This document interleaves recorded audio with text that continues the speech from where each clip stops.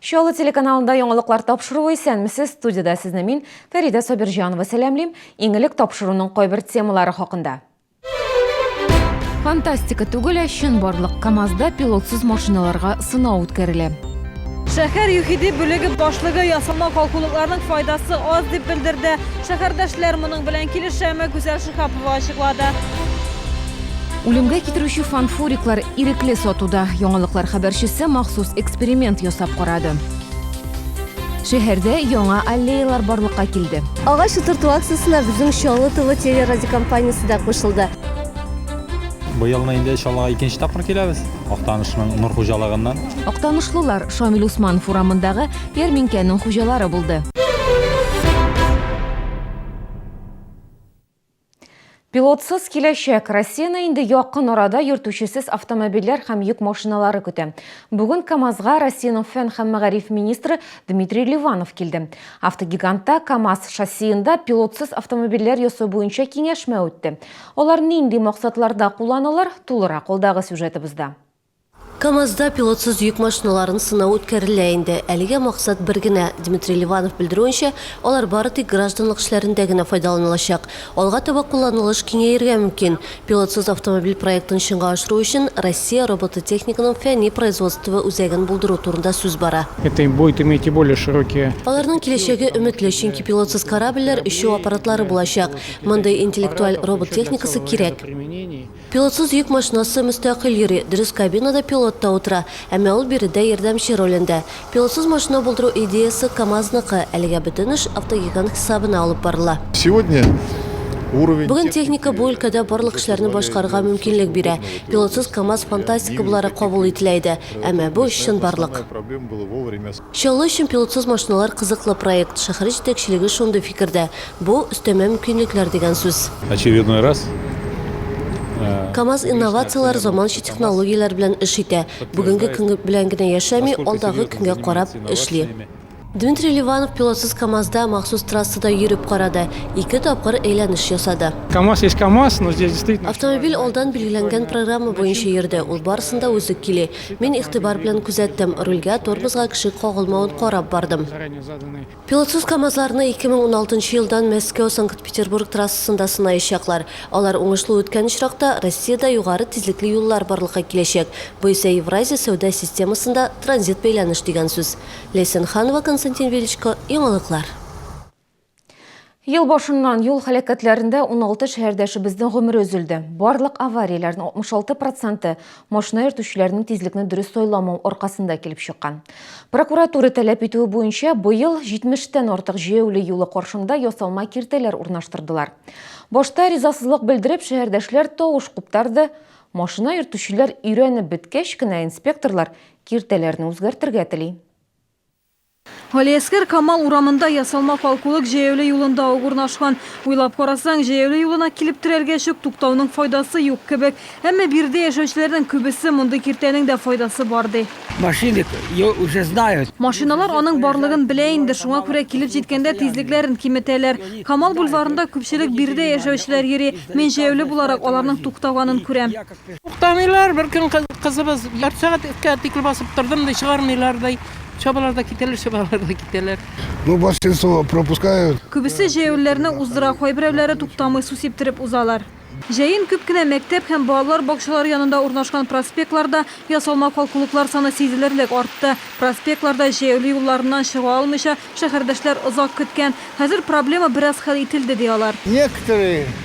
Про некоторых не будем говорить. Кайберәүләр турында сөйләп тә торасы юк, каршыларына нәрсә куйсаң да туктамыйлар. Нигездә юл бирәләр. Ничә тапкыр бурыннан йөрим, һәр вакыт уздыралар. Раньше нет. Элек өшеп диярлек йөри иделәр, хәзер җәяүле юлына басу белән туктыйлар. Машина руль артында йөрүчеләр киртәләргә каршы түгел, әмма биеклеген түбәнрәк ясасыннар иде дигән теләктә. Кирәк. Тия бик файдасы балаларга да бик Машина йөртүчеләр киңрәк һәм түбәнрәк ясалма киртәләр турында хыялланган арада ЮХИДИ бүлеге гос таләпләрен үзгәртү буенча тәкъдимнәр әзерли. Инспекторлар ясалма киртәләр таррак булган очракта гына машина йөртүчеләрне туктарга мәҗбүр итәчәк ди. Искусственные дорожные неровности с параметрами предъявления. Ясалма калкулыклар гос таләпләре буенча куелган очракта авариялар санын киметми. Киң ясалма киртәләр юл белән салмак кына тоташып китә. Шуңа күрә бу урынны махсус билгеләр торуына карамастан да туктамыйча узып була. Әгәр гос таләпләренә үзгәрешләр кертелсә, кыш җиткәч бу киртәләр аша йөреп булмас дип борчыла машина йөртүчеләр. Беренче каршылай уйларга җирлек тудырган. Беренче кар яугач машинадан коркыйлар, катанда даже 20 сантиметр, 30 сантиметр хәтле биште машиналар даже эленеп калганнары да булды. Мешает кыш көне. Если бы вовремя убирать иткән булсалар, может лучше булыр. Аны бит убирать итмиләр. Эшлекле дүшәмбе киңәшмәсендә юлчылар алдына ясалма киртәләрендәге карны вакытында чистарту бурычы куелды. ЮХИДИ инспекторлары моны үзебез контрольдә тотачакбыз дип белдерде. Гүзәл Шихапова, Айрат Закиров, Андрей Рачеев, Яңалыклар. Ясалма тигезсезлек булса, бәлки авария килеп тә чыкмас иде.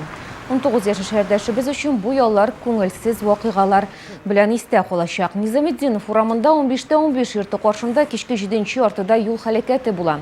Киори автомобиль руле артында утырган 65 яшьлек шәһәрдәшебез аздан гына 19 яшьлек кызны таптатмый кала. Вакыйга җәяүле юлында була, бирдә светофорда ясалма калкулыкта урнаштырылмаган. Вот я подъезжать начала сюда перехода, она выбежала, у меня скорость 40, я уже ехала оттуда 40. Сама выбежала, и я хотела еще повернуть сама, я ее все равно задела. Нәтиҗәдә юл транспорт хәрәкәте нәтиҗәсендә әлеге җәяүле төрле дәрәҗәдәге тән җәрәхәтләре алып хастаханәгә озатыла. Юл куркынычсызлыгын тәэмин итүнең тагын бер чарасы автоураган дип белгечләр. Шундый исемдәге видеофиксация җайланмаларын тиздән шәһәр юллары киселешләрендә урнаштырачаклар. Әлеге җайланмалар кызыл светофор утына баручы машиналарны терки. Күзәтү җайланмасы башка кагыйдә бозучылыкларын киметергә дә ярдәм итәчәк ди инспекторлар. Мәгълүмат ЮХИДИ идарәсенә җибәреләчәк. Агымдагы елда 5000-нән артык кызыл утта туктамаучы автомобильләр теркәлгән. Бу хакта шәһәрдәшләр нәрсә уйлый, үзләреннән сорадык. Мин үзем нарушитель тырышмыйм, яшел яңгач кына кузгаламын. Мин нарушителгә тырышмыйм. Кызыл светофорның кызыл утына чыгарга тырышмыйм. Фиксаторлар куйсындар өйгә. Ну, минем уйлавымча, дөрес, шулай булырга тиеш. Шәһәрдә может ДТПлар азрак булыр. Надеюсь, водительләр поймут, возмущаться не будут. Улыбыз агуланды, достым иши бүлде. Безнең редакциянең Койнар элемтә телефонына эшкечелеккә бирелгән кешеләрнең якыннары шулай дип шалтырата. Алар безгә халык телендә фанфурик дип йөртелүче шешәләрне сату нукталарының адресларын да калдыра. Бүген безнең иҗат төркеме контроль сатып алу оештырды. Ни өчен үлемгә китерүче продукция бүгенгәчә сатуда? Сорауга җавапны хәбәрчебез эзләде. Безнең экспериментта 32 яшьлек шәһәрдәш үзе теләп катнашырга булды. Ул составында спирт булганы бу эчемлекне куллануның нәтиҗәсе турында кешедән ишетеп кенә белми, аның үз тарихы. Знакомый кеше үлде. Бер дигәнне күпләр кеше иде, ул бер дигән диде. Менә эштә дә шул фаворитлар ишеп ята иде, монда саталар иде. Беренче тукталышыбыз 40-13 йортында урнашкан кибет, аңа хуҗалык товарлары кибете дигән элмә такта эленгән. 95-й. Ага, спасибо. 100 мл флаконны 30 сумга саттылар. Дөрес сатучы белән сөйләшә алмадык. Икенче тукталышыбыз 41-11 йорты каршындагы киоск. 30 сум һәм клубыбызда янә бер флакон. Безнең төшерү төркеме белән сөйләшүдән сатучы бу юлы да баш тартты. Әмма Пушкин урамындагы киоскта безгә рөхсәт кагазын күрсәттеләр. Мне предоставили вот сертификаты, приходит товар, я продаю, пока ничего мне не сказали. Ага. А вы владелец или только продавец? Первый день я торгую. Лосьон муен һәм бит тересен чистарту өчен кулланылырга тиеш. Ул дезинфекция өчен каралган. Белгечләр исә аның составында спирт булган 2 төрле кулланылышлыгы продукция буларак бәяли. Башкарма комитетта исерткеч эчемлекләрнең законсыз сатылышын контрольдә тоту максатыннан мобиль төркем оештырылган. Рейдлар атна саен үткәрелә. Бары тик аптекалар аша таратыла дигән язуы булган продукцияны генә сатудан алалар. Әмма фанфориклар законлы булып чыкты. Если эта продукция спиртосодержащая... Әгәр составында спирт булган косметик парфюмер продукция икән, аңа карата 171 федераль закон кулланылмый. Бүгенгә фанфориклар проблемасы ачык кала. Хәлне бары тик федераль дәрәҗәдә закон үзгәреше генә үзгәртә ала. Әлеге исә эшмәкәрләр ачыктан-ачык үлем белән сату итә. Шул рәвешле акча эшләрен дәвам итә. Ләйсән Ханова, Гүзәл Хәбибуллина, Яңалыклар. Чаллы ТВ каналының койнар элемтә телефоны тәүлек дәвамында эшли. Сезне нәрсә борчый? Нинди сорауларыгыз бар? Шалтыратыгыз. Койнар элемтә телефоны 51 31 31. Шәһәрдә яңа аллеялар барлыкка килде. Агач утырту акциясына безнең Чаллы ТВ телерадиокомпаниясе дә кушылды. Быелны инде Чаллыга икенче тапкыр киләбез. Актанышның Нур хуҗалыгыннан. Актанышлылар Шамил Усманов урамындагы ярминкәнең хуҗалары булды. Мужской вокальный ансамбль «Антем» открывает новый творческий сезон. В составе ансамбля профессиональные музыканты с консерваторским образованием, лауреаты международных конкурсов и участники музыкальных проектов Санкт-Петербурга. 3 ноября в 18:30. Органный зал. Учебный центр «Газнефтькадры» проводит обучение специалистов нефтяной, газовой и химической промышленности. Более 250 специальностей. Телефон 25 01 84. В честь 30-летия санатория «Жемчужина» всем пенсионерам только в октябре скидка 30%. Подробности по телефону 92 60 50. Дарите близким настроение. Поздравляйте коллег с праздниками. Делитесь своей радостью и успехами. Выражайте благодарность друг другу. В рубрике «Челнинский контакт» звоните 56 15 09. Ну и как вам? Не надоело? И сколько еще вы будете смотреть рекламу своих конкурентов? А могли бы заказать свой ролик и транслировать его на любом телеканале. Студия производства видео и аудиорекламы «Челны ТВ». Оперативно, качественно, профессионально.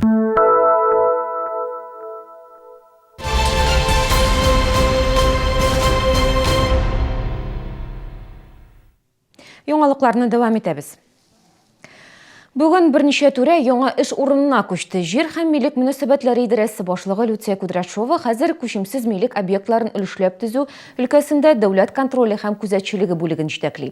Аның урынына моңа кадәр урынбасар булып торган 29 яшьлек Илдар Тимергалиев билгеләнде. Транспорт идарәсендә элек белгеч булган Динар Нәҗипов бүгеннән идарә җитәкчесе. Үзгәрешләр медицина өлкәсендә дә бар. Ашыгыч ярдәм күрсәтү хастаханәсен Чаллы онкология диспансерының элекеге баш табибы Марат Мөхәммәдиев Илдар Хәйруллин исә республиканың онкология диспансерына күчерелде. Бүген аңа шәһәр мэры исеменнән мактау грамотасы тапшырылды. Большая работа была проведена. Шәһәр республика федераль программаларны гамәлгә ашыруда зур эшләр башкарылды. Дәвалау учреждениесе кыска вакыт эчендә иң яхшылар рәтенә керде. Югары технологиялы учреждение тиешле дәрәҗәдә кирәкле ярдәм күрсәтә. Шәһәр кышка әзер. Җәй дәвамында төзелеш өлкәсендә Чаллыда зур эшләр башкарылды. Җир асты аша чыгу юллары, проспектлар, комплекс эчендәге юллар төзекләндерелде. Яктырткычлар куелды. Бу хакта башкарма комитет җитәкчесе Ринат Абдуллин хисап тотты. Хәзер шәһәр хуҗалыгы алдында төп максат кышын юлларны кардан вакытында арындыру, автомобиль юллары предприятиесендә барлык кирәкле техника әзер, ком һәм реагент катнашмалар кайтартылган. Ишегалды юлларын идарә итү оешмалары контрольдә тотачак. Для уборки снега и льда. Кар һәм бозны чистарту өчен торак коммуналь оешмалар кар чистарту техникасын әзерләде. Бу техниканы алып тору өчен оешмалар белән килешүләр төзелде. Октябрьнең 3-нче якшәмбесендә автомобиль транспорты һәм юл хуҗалыгы хезмәткәрләре бәйрәме билгеләп үтелә. Әлеге истәлекле дата 1980 елдан бирле гамәлдә. Шәһәр тормышы өчен мөһим саналган әлеге тармак хезмәткәрләре узган шимбәдә елдагыча энергетик мәдәният сараена җыелды.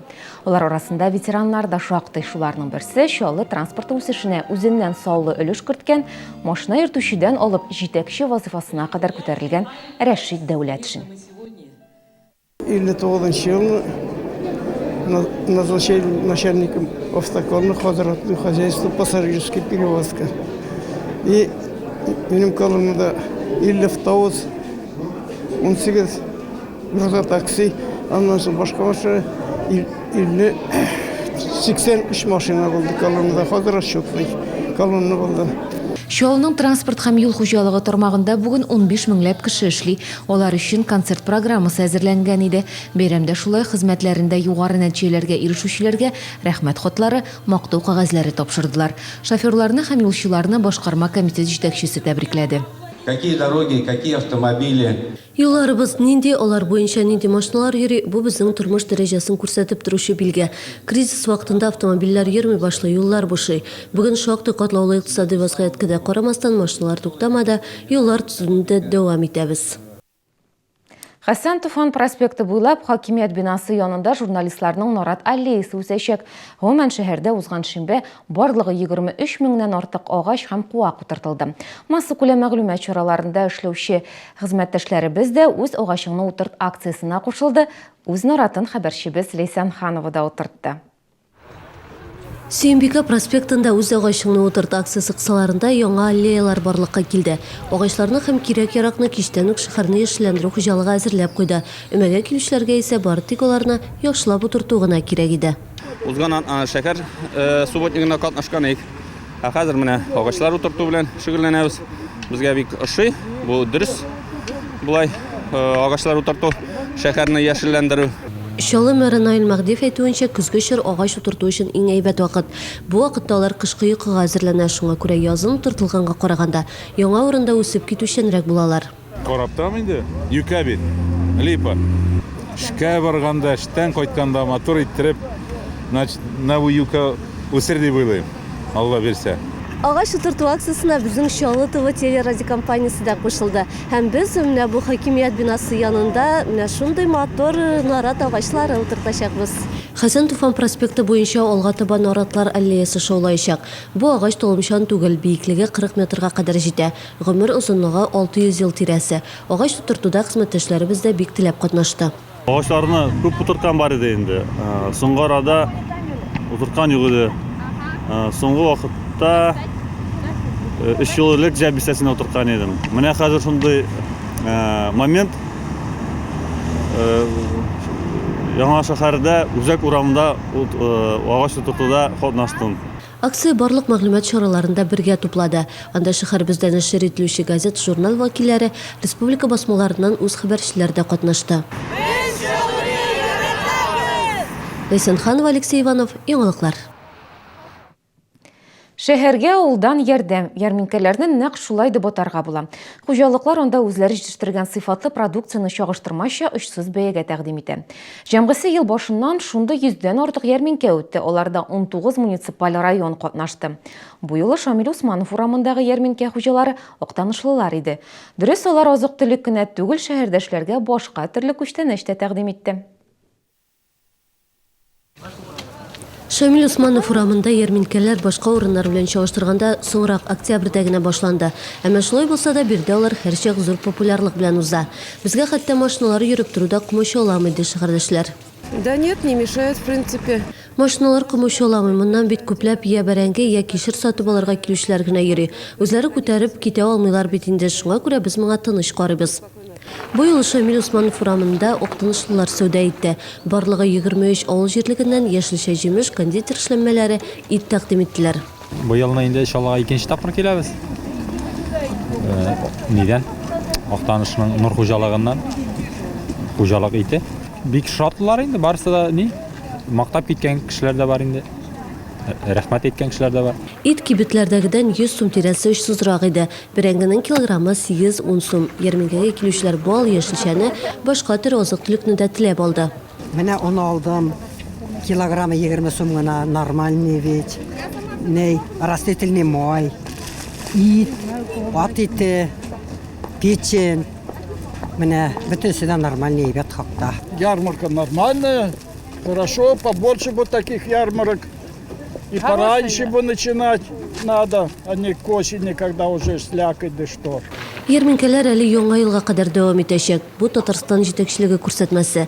Ә инде Шалы мэры әйтүенчә, авыл хуҗалыгы хезмәткәрләренә сәүдә итү өчен барлык шартлар да тудырылырга тиеш. Чөнки шәһәр халкы өчен ярминкә кулай бәягә сыйфатлы азык-төлек алу урыны ул. Актанышлылар шәһәрдәшләренә моннан тыш рухи азык белән дә сыйлады.